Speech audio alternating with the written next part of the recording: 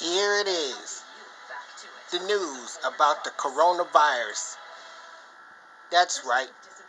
The news about the coronavirus. Information in American Sign Language can be found at Communication Service for the Deaf at csd.org/coronavirus or by video phone at 1-833-682-7630 or visit Centers for Disease Control and Prevention at cdc.gov. Persons with disabilities can find accessibility options for Spectrum products at spectrum.net/page/accessibility. Here it is. With Mike Kohlmeyer. The news about the coronavirus. To the important issues. Driven. That's bring right. Decision makers together. The news about the coronavirus. Discussion and debate. Your community, your state, your show. In Focus with Mike Kohlmeyer. Sunday mornings at 10:30 on Spectrum News 1. Exclusively on Spectrum. Maybe I'll run for president. Maybe I Here won't, it but I is. will tell you that I'm not. The news about the coronavirus. Become the Michigan of old. That's right. We're probably the first The professional news sports team in the about world the to go coronavirus. We're the biggest ice cream shipper in the nation, setting the standard for American ice cream. I get to live my dream. I mean, what could I ask for? Conversations, Sunday and Tuesday night at 9 on Spectrum News 1. Exclusively on Spectrum.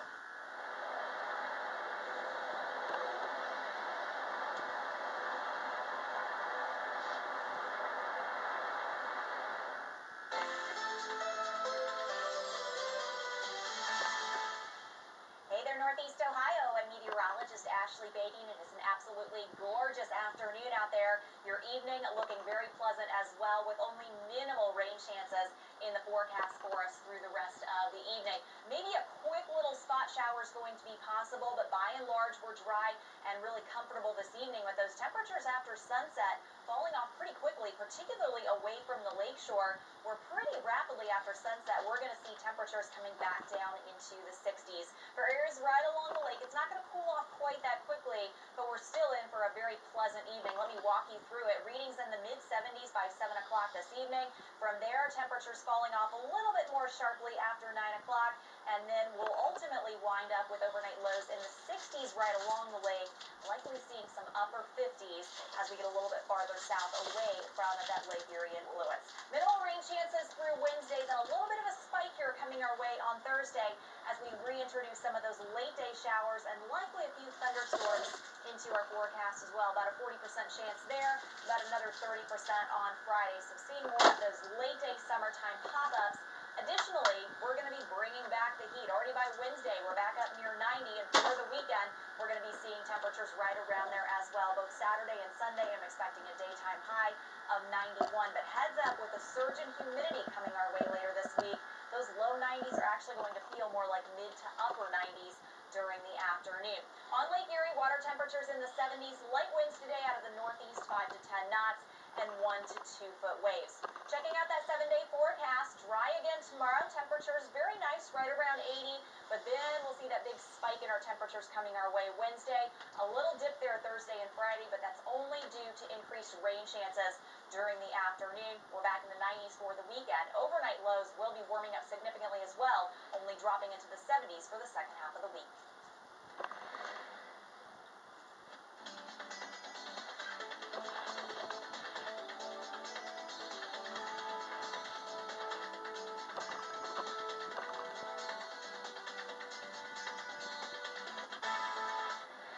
For more than a month, people have filled the streets, some marching peacefully, others violently, to protest police brutality.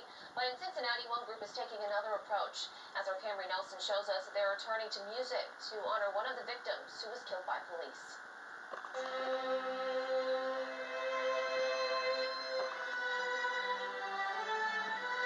This was the sound flowing through Washington Park for the Cincinnati Violin Vigil for Elijah McClain on Sunday evening.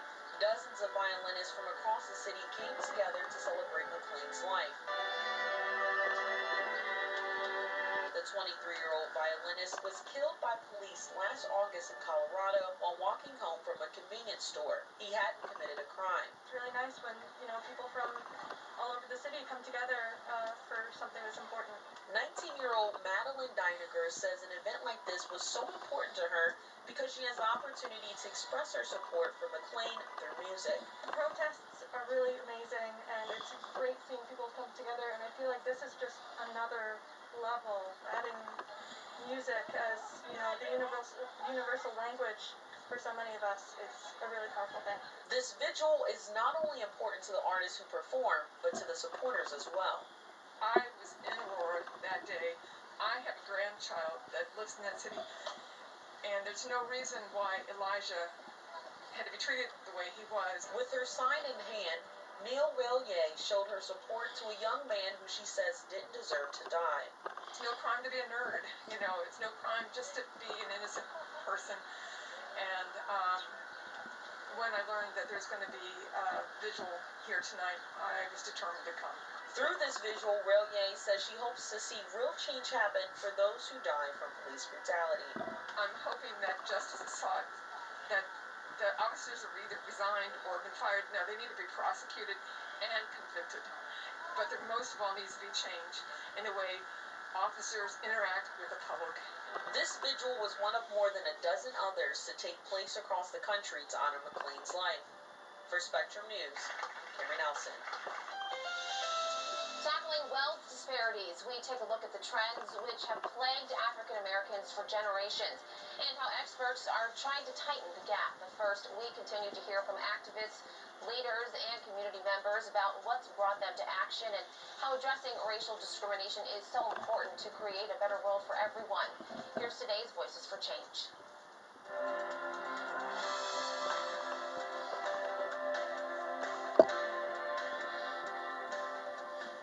I believe that Cleveland is unique in the fact that we do have a very large number of up-and-coming black leaders, but we don't necessarily do the best job of plugging them into the opportunities that they need to get to the next level, to take over the helm, if you will, of political, business, civic, and community leadership opportunities.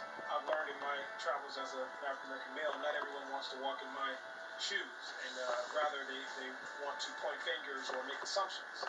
And of course, assumptions about black men is one of the biggest problems that we're having in America right now. It's why there's always this quick transition to violence and aggression when men of color are stopped for a routine traffic stop. So we just have to change the way we think about black men and the way we communicate to black people and people of color in general. And if we can do that, I really believe we'll be much, much further down the road and a much better country. You start to understand things like what Jim Crow meant and how Jim Crow laws kept my grandparents from being their full selves and reaching their full capability. How redlining, to a great extent, limited the opportunities of where my family could live and work and do business, open a business, etc.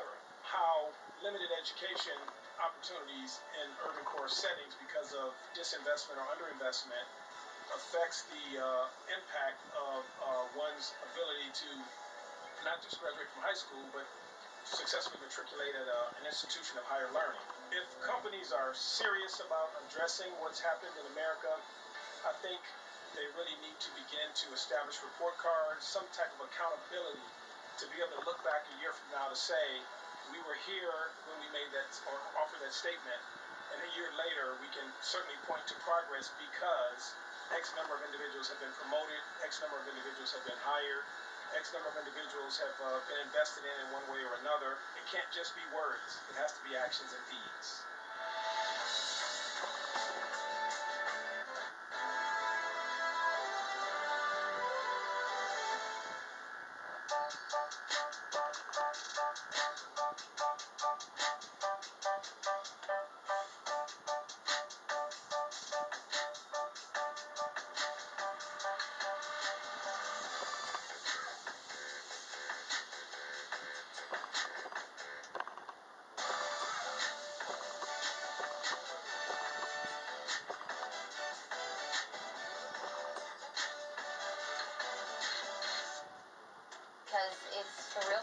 Plus, it's the real story of community.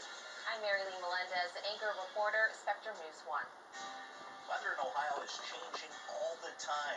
We get winter one day and 60s the next. At Spectrum News 1, our goal is refreshingly simple. We bring you an accurate, reliable, and local forecast every 10 minutes. We have an incredible, experienced team of people. We don't just know about the weather, we know about Ohio. You never have to wait for your forecast with your Weather on the Ones. Weather on the Ones, every 10 minutes, exclusively on Spectrum. Sunday mornings, take an in-depth look at your community. In Focus with Mike Kallmeyer, a half-hour show dedicated to the important issues, driven to bring decision makers together, and committed to elevating discussion and debate. Your community, your state, your show. It's with Mike Kallmeyer, Sunday mornings at 10:30 on Spectrum News 1. Exclusively on Spectrum. Maybe I'll run for president, maybe I won't, but I will tell you that I'm not going to go away. I don't think Michigan can become the Michigan of old. We're probably the first professional sports team in the world that was built by the fans. We're the biggest ice cream shipper in the nation, setting the standard for American ice cream. I get to live my dream. I mean, what could I ask for? Conversations, Sunday and Tuesday night at 9 on Spectrum News 1, exclusively on Spectrum.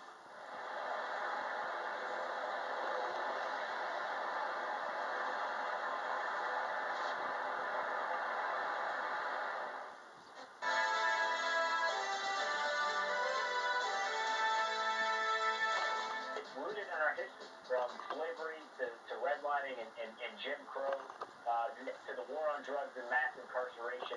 Tackling wealth disparities. Welcome back to Spectrum News 1. I'm Mary Lee Melendez. More on that story in just a moment, but first, let's go ahead and get a quick check of your Weather on the Ones forecast.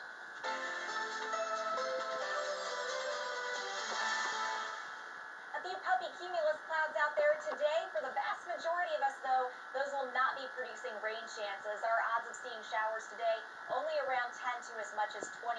Many of us are going to look like this through the afternoon. A few clouds dotting the skyline, but overall a pretty nice afternoon with high temperatures 70s to mid-80s pretty much across the board. Best chance for any little spot showers we could see largely going to be southeastern Ohio, and once we get into this evening, those rain chances pretty quickly wind down completely. And from there, a partly cloudy night with a little bit of patchy fog possible and pretty comfortable temperatures by early tomorrow morning. We'll see overnight lows for many of us falling down into the 60s. Some of us waking up to some crisp, cool 50s by early tomorrow morning, dropping to 59 Mansfield, Akron, coming down to 59 as well for Lima, Chillicothe. Now enjoy the relatively cool air while it's here, because we're going to be looking at 90s making a comeback to our forecast by Wednesday, and that heat will be sticking around. I'll have that weekend forecast for you coming up in just a few. Research shows the black-white wealth gap proves society does not provide equal opportunity to all citizens. That comes as no surprise to history and legal analysts who study these trends for a living. Kyle Strickland is a senior legal analyst for Ohio Kirwan Institute for the Study of Race and Ethnicity. And he says the barriers and inequality seen today is the direct result of structures and systems that have privileged certain groups over others. Strickland cites the New Deal era as an example, where white people took advantage of benefits like Social Security and built wealth over time. Meanwhile, African Americans were often denied the same rights. And in regards to Columbus, Strickland says the city is woefully short in investing in the social sector, schools, as well as health and human services. If you're saddled with student loan debt, that's going to make things difficult. Further, a lot of families, especially black and brown families, are in situations where they might have to support other family members throughout the process, so it really constrains choice. Strickland also says wealth disparity is a broader policy conversation that needs to happen, in addition to the implementation of a living wage. Working from home has presented its challenges for a lot of employees and businesses these past few months since the pandemic hit. As our Olivia Weil learned, one company has not only embraced its new digital space, but it's thriving in it as well. In 2 days, 95% of our clients either postponed or canceled their business with us. Many businesses have been forced to operate from home during the coronavirus pandemic, and Improv Edge is no different.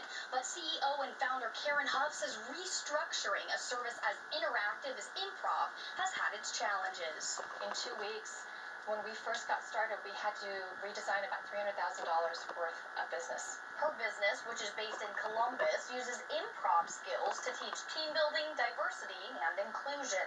We use neuroscience and psychology to underpin the use of improv to make this learning incredibly engaging and meaningful and unbelievably sticky. One's offering training options from half-day to 9-month in-person workshops. Improv Edge now hosts 90-minute virtual sessions too.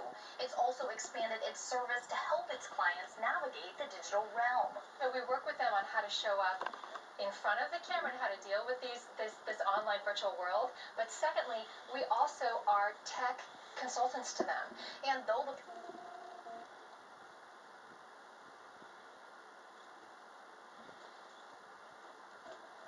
Here it is, the news about the coronavirus. That's right, the news about the coronavirus. There you have it, the news about the coronavirus. That's right, the news about the coronavirus.